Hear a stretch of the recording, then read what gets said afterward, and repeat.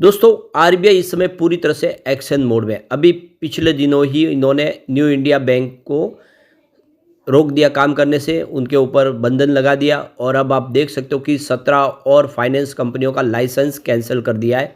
20 NBFC ने surrender कर दिया है। तो बिल्कुल देख सकते हो कि इस समय रिजर्व बैंक ऑफ इंडिया हर तरह से कोशिश करिए कि जो फाइनेंशियल सेक्टर में जो फ्रॉड हो रहे हैं वो सारे बंद कर दिए जाए। देख सकते हो कि मैनेजमेंट की तरफ से कोई गलत काम न किया जाए, यानी फाइनेंशियल सेक्टर को मजबूत बनाना इस समय आरबीआई का पहला लक्ष्य है। और आपको ये पता ही होगा कि किसी बैंक के डूब जाने के बाद आपको पूरी रकम नहीं मिलती है।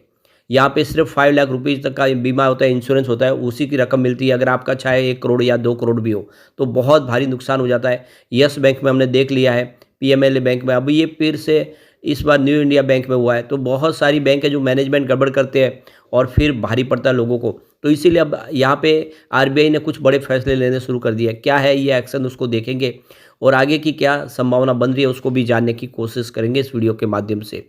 लेकिन फ्रेंड्स, उससे पहले अगर आप पहली बार हमारे चैनल पे आए तो चैनल को सब्सक्राइब कर दीजिए, एक बेल आइकॉन दबा दीजिए ताकि जब भी नया वीडियो बने पहला नोटिफिकेशन आपको मिले। वीडियो पसंद आए तो लाइक से जरूर कीजिए। चलो फ्रेंड्स, वीडियो स्टार्ट करते हैं। मैं हूँ आपका दोस्त एसबी दवे और हमारे अपने चैनल ऑनलाइन कमाई में आपका बहुत बहुत स्वागत है। तो रिजर्व बैंक ऑफ इंडिया ने एक बार फिर से सख्त कार्रवाई की है। एक साथ 17 नॉन बैंकिंग फाइनेंस कंपनी यानी एनबीएफसी का रजिस्ट्रेशन सर्टिफिकेट रद्द कर दिया है। वही 20 एनबीएफसी ने अलग अलग कारणों से खुद अपना सीओआर सरेंडर कर दिया है। तो यहाँ पे लाइसेंस रद्द होने वाले बैंक सभी पश्चिम बंगाल में स्थित है। इन बैंकों में एनबीएफसी के तौर पर लेन देन समेत कई कारोबार करने की अनुमति अब नहीं होगी। बैंकिंग फाइनेंशियल इंस्टीट्यूट बिजनेस से बाहर होने के कारण महाराष्ट्र के 2 एनबीएफसी ने आरबीआई को सरेंडर कर दिया है सीओआर अपना। वही देख सकते हो कि यहाँ पे समामेलन, विलय, विघटन, स्वैच्छिक स्ट्राइक ऑफ आदि के कारण 20 एनबीएफसी ने भी अपना सीओआर सरेंडर कर दिया है। तो अभी जो लाइसेंस रद्द हुए उन बैंकों की बात करें तो जायन financial service provide limited Kolkata number 2 पे है, Namo car consultant private limited Kolkata.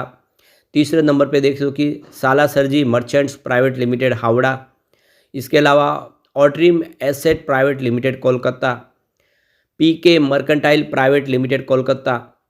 इसके अलावा panorama financial private limited Kolkata, Prashant impex private limited Kolkata, Ramuka commercial private limited Kolkata और देख सकते हो कि प्रेटियस merchant private limited Howrah, castle फिनकॉप private limited Kolkata, Kishore Rai trading holding private limited Howrah, gamma commerce private limited Kolkata और ईटा मेरी commerce private limited Howrah, Divya dealers Kolkata और preference technology private limited Kolkata और ITC marketing private limited Kolkata. इन सब के लाइसेंस रद्द कर दिए गए। सब बंगाल बेस्ड कंपनी है और पश्चिम बंगाल में काम करती है। इन सब एनबीएफसी का एक साथ में लाइसेंस को रद्द कर दिया गया है क्योंकि इन्होंने अपने कामकाज के मामले में यहाँ पे जो रूल्स है उसको फॉलो नहीं किया है। Non banking financial institution business के बाहर होने पर मनोवे investment private limited Mumbai Maharashtra और Reliance commercial finance limited Mumbai Maharashtra ने भी अपना सीओआर सरेंडर कर दिया क्योंकि उन्होंने अपना बिजनेस बंद कर दिया है। पश्चिम बंगाल के CRB agency private limited, Agarwal iron and steel company limited, Akash Ganga supplier private limited, brain trust securities private limited समेत कई कंपनियों ने अपना सीओआर सरेंडर कर दिया है।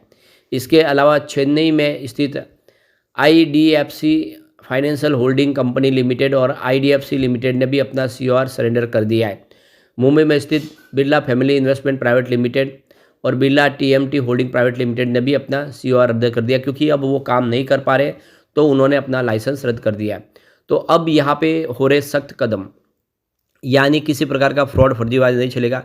पिछले दिनों भी एनबीएफसी और बैंकों से भी कहा गया है कि जो वो जो लोन प्रोवाइड करते हैं लोगों को, उसमें किसी प्रकार का हिडन चार्ज न रखे।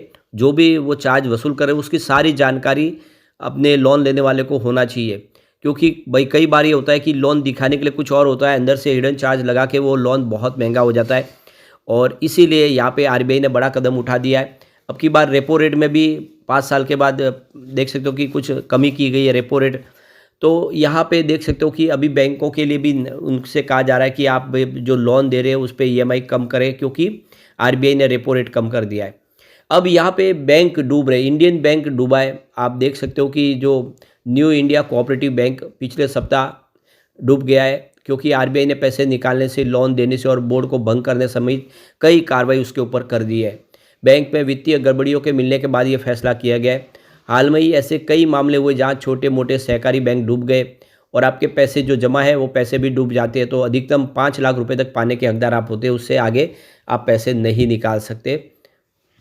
इससे पहले बहुत सारी कोऑपरेटिव सोसाइटियाँ थी, वो भी डूब चुकी है। अलग अलग जो स्टेट के अंदर, गुजरात के, राजस्थान के अंदर जो बहुत सारी सोसाइटियों में लोगों के करोड़ों रुपए डूबे।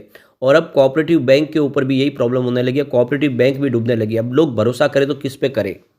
तो ये पहली बार नहीं हुआ है जब आरबीआई ने बैंक के खिलाफ ऐसे निर्देश दिए। इससे पहले पीएमसी बैंक और यस बैंक पर भी इसी तरह के प्रतिबंध लगाए गए थे। भारतीय रिजर्व बैंक यानी आरबीआई ने आदेश में कहा है कि न्यू इंडिया कोऑपरेटिव बैंक के जमाधारक 13 फरवरी से बैंक खातों से पैसे निकाल नहीं सकते हैं। बैंक की वर्तमान बिगड़ती तरलता स्थिति के कारण धन की निकासी को पूरी तरह से प्रतिबंधित कर दिया गया है। केंद्रीय बैंक के मौजूदा निर्देश के अनुसार अगले आदेश तक प्रतिबंध 6 महीने तक जारी रह सकता है। इससे बैंक के जमाधारकों को अब बैंक में रखी गई रकम, अपनी जो जमा राशि है, निकालने के लिए आरबीआई के अगले निर्देशों का इंतजार करना होगा। अभी फिलहाल जमा निकासी पर प्रतिबंध स्थायी तौर पे नहीं है, टेम्पररी लगाया गया है। तो भारतीय बैंकों में सभी रकम deposit insurance and credit guarantee corporation के तहत प्रति ग्राहक 5 लाख रुपए तक का जीवन बीमा कवर करता है। ये और इतनी ही रकम आपको मिलती है, यानी आपके जो भी पैसे हो, आप उसको कम हो ज़्यादा हो, लेकिन आपको 5 लाख रुपए तक की रकम आपकी बीमा के तहत सुरक्षित की गई है हर बैंक के अंदर। भले ही आपके 10 लाख जमा हो या 20 लाख हो या फिर 1 करोड़ जमा हो। अगर किसी का 1 लाख रुपए जमा है तो उसको पूरा 1 लाख रुपए मिल जाएगा।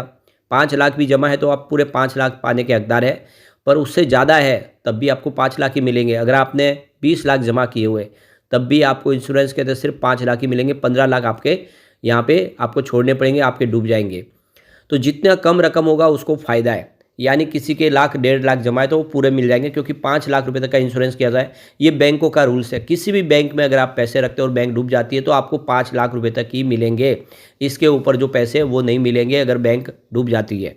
तो आप अगर बैंक अकाउंट खोलते हो और ज़्यादा बड़ी रकम रखना चाहते हो तो आप बड़े बैंक और जो प्रतिष्ठित बैंक है उन्हीं में खाते खोलें, वहीं पर भरोसा रखें। हमारे देश में छोटे जैसे क्रेडिट सोसाइटी, सहकारी बैंक में गवर्नेंस का पालन बहुत कम होता है।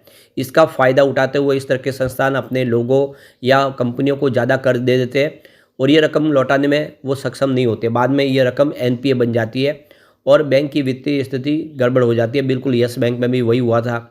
ऐसे में कभी भी सरकारी या निजी क्षेत्र में बड़े बैंकों के में अंदर ही खाते आपको खोलने चाहिए। जो रेपुटेशन जिनकी हो, ऐसे बैंकों में ही आपको अपने खाते खोल के ज़्यादा से ज़्यादा रकम रखनी चाहिए। इन बैंकों में गवर्नेंस और नियम कायदे बहुत मजबूत होते हैं। अच्छे खासे बोर्ड और मैनेजमेंट के चलते इन बैंकों में गड़बड़ी की जो संभावना बहुत कम रहती है। इससे आपका पूरा पैसा सुरक्षित रहता है। तो आपको बड़ी बैंकों की तरफ ही रुख करना चाहिए अपना इन्वेस्टमेंट रखने के लिए। आरबीआई द्वारा जारी निर्देशों को बैंकिंग लाइसेंस के रद्दीकरण या उसे बंद करने के रूप में नहीं समझना चाहिए। बैंक अपनी वित्तीय स्थिति में सुधार होने तक प्रतिबंधों के साथ बैंकिंग कार्यों को जारी रखेगा। बदलती परिस्थितियों के आधार पर इन निर्देशों को आरबीआई संशोधित कर सकता है। समस्याओं के पूर्ण समाधान से पहले कुछ निकासी सीमाएं लागू करने की मंजूरी आरबीआई दे सकता है। इससे जमाकर्ताओं को कुछ राहत मिल सकती है। तो मौजूदा स्थिति में न्यू इंडिया कोऑपरेटिव बैंक पर सिर्फ प्रतिबंध लगाया गया है, मॉरेटोरियम नहीं लगाया गया है। इसलिए अभी रकम निकासी को लेकर अनिश्चितता है। नए नियमों के तहत जिन विफल बैंकों को मॉरेटोरियम के तहत रखा जा गया है उनके ग्राहकों को मॉरेटोरियम शुरू होने के 90 दिन के भीतर 5 लाख रुपए मिलते हैं। इन 90 दिन को 45 दिन की अवधि में बांटा गया है। विफल बैंक जो दावेदारों की संख्या और दावा राशि के रूप में सभी जानकारी एकत्र करेगा और फिर 45 दिनों के भीतर ये जो है उनकी इंश्योरेंस कंपनी को प्रोवाइड करेगा। तो उसके बाद में वो भुगतान उनको होगा। तो ये अभी फ़िलहाल इसके लिए वेट एंड वॉच की स्थिति बनी हो न्यू इंडिया कॉरपोरेशन के बैंक के लोगों के लिए।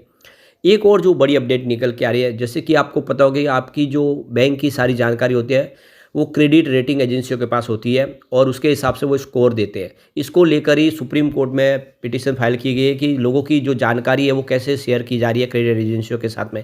लेकिन यहाँ पे आरबीआई का कहना है कि लोगों को मजबूत स्थिति के साथ में आगे बढ़ने के लिए किसी प्रकार का एनपीए ना हो, इसलिए ये बहुत ज़रूरी है। रेटिंग एजेंसियाँ आपके डाटा के माध्यम से दूसरी बैंकों को भी अवेयर करते हैं कि ये ऑलरेडी पहले दूसरी बैंकों में डुबा चुके पैसे, तो उनको पैसे न दें। तो क्रेडिट रेटिंग बहुत ज़्यादा ज़रूरी है और इसकी जानकारी आरबीआई ने दी है। सुप्रीम कोर्ट में भी कहा है कि इसमें किसी प्रकार का कोई नियम का, कानून का हनन नहीं हो रहा है। ये न्यू लॉ के तहत ऐसा हर क्रेडिट एजेंसी को ये एक मौका दिया गया है कि वो लोगों की जानकारी है वो क्रेडिट रेटिंग के माध्यम से शेयर कर सकते हैं, ताकि आने वाले समय और बैंकों के साथ कोई फ्रॉड न कर पाए। तो इसके लिए अभी भला मामला तो सुप्रीम कोर्ट में है, लेकिन ये एक तो सही है, क्रेडिट रेटिंग के माध्यम से पता चल जाता है कि आदमी की स्थिति कैसी है। लेकिन फ्रेंड्स, कोई भी इन्वेस्टमेंट करने से पहले अपने फाइनेंशियल एडवाइज़र से एडवाइस ले ले या अपना खुद का रिसर्च करें, क्योंकि मैंने वीडियो आपके एजुकेशनल पर्पज़ के लिए ही बनाया। वीडियो पसंद आए तो लाइक से ज़रूर कीजिए और चैनल को सब्सक्राइब कर दीजिए। Thank you friends.